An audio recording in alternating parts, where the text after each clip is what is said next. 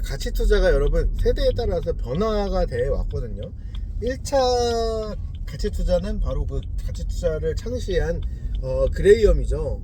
그분이 만든 1세대 가치 투자법. 자, 요약을 간단히 드리면 뭐냐면, 주식의 주가가 이 회사가 가지고 있는 자산의 가치보다도 더 낮은 가격에 거래가 되고 있으면 그 주식은 저평가되어 있기 때문에 사야 된다 라고 말하는 게 1세대 그레이엄식 주식이고요. 1세대 그레이엄의 그 적정 가치에 관련된 투자를 계승하면서 동시에 경제적 해자라는 개념을 도입을 합니다. 경제적 해자가 뭐냐면 쉽게 말하면 이거예요. 독점권이 있냐 없느냐입니다. 독점권. 그래서 워렌 버핏이 보유하고 있는 대다수 200여 개 회사들이 대부분 그 분야의 독점력을 가지고 있는 회사들입니다. 그걸 경제적 해자라고 표현을 한 겁니다.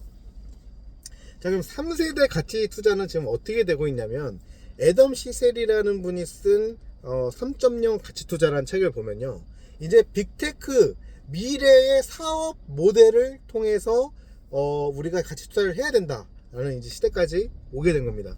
저도 원래 2세대 워렌 버핏식 투자를 계속 해 나갔거든요.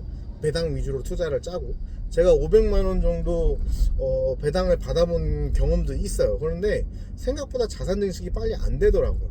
그러다가 이제 에코프로를 가치 투자하는 느낌으로 했는데, 워렌 버핏이 애플을 통해서 돈을 많이 벌었던 것처럼 저 역시 에코프로를 통해서, 많이는 아닙니다. 저 적당히 벌었는데 에코프로를 통해서 이게 성장주 위주로 투자를 하는 게 정말 한 3년 동안 제가 가치 투자, 담배꽁초식 가치 투자를 한 것보다 더 많은 돈을 벌게 해준 거예요.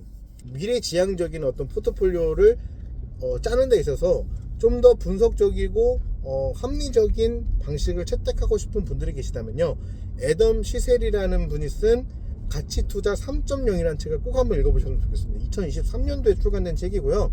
조금 어려우실 수 있는데 아마존과 구글 같은 회사들도 가치 투자를 하는 방법을 거기서 제시를 합니다. 자, 그래서 여러분, 빅테크들은 마케팅 비용을 굉장히 많이 쓰거든요. 단적으로 우리 삼성전자가 여러분 2023년 기준으로요, 마케팅 비용으로 얼마를 지출했냐면 무려 5천억 원 정도를 지출을 했습니다. 근데 반대로 반면에 성장주로 분류되는 에코프로 같은 2차 전지 기업은 B2B 기업이기도 하죠. 얼마를 썼냐면 50억 정도 썼어요. 그러니까 여러분, 광고료 차이만도 지금 몇 배 차이 나요? 거의 100배 차이가 나는 거예요. 빅테크와 그런 일반 제조업 중심의 기업들은 광고비 자체가 다릅니다. 왜 그 광고를 많이 쓸까요? 빅테크들이. 여러분 한번 고민해 보신 적 있으신가요? 빅테크들이 바보라서 광고료를 그렇게 5천억씩 쓰는 게 아닙니다.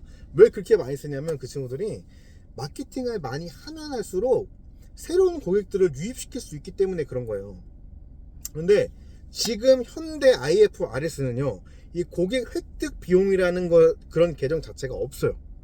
그런 것들을 우리가 부동산 프로젝트가 진행되면서 그 프로젝트 따라서 이제 우리가 또 평가하는 방식이 있거든요. 재무제표에 평가하는 그런 식의 어떤 평가 방식이 마케팅 비용에도 적용이 돼야 되는데 적용이 안 되고 있다는 겁니다. 그래서 내부적으로 고객들은 본인들이 가지고 있는 그 수익 관련된 표를 따로 사용을 하고 있어요. 그래서 여러분이 제가 추천한 그 책을 읽어보시면 더 자세하게 한번 읽어보실 수 있을 겁니다. 제가 지식이 부족하고 저 역시도 이해력이 아직은 부족해서 지금 이제 1회독을 했는데 여러 번 더 읽어봐야 여러분에게 더 쉽게 설명을 해드릴 수 있을 것 같아요. 그런데 어쨌든 지금 현재 IFRS 이제 회계 제도 자체가 굉장히 그 기존 전통적인 제조업 기반으로 만들어진 제도다. 그러다 보니까 빅테크들을 온전히 가치 투자하기가 어렵다는 거예요. 그 재무제표만으로는 전통적인. 그래서 사업을 평가하는 게 굉장히 중요해진 시대가 됐고요.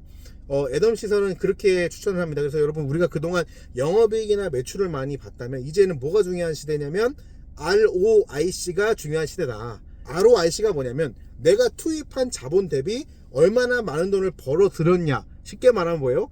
가성비가 어떻게 되냐는 거예요.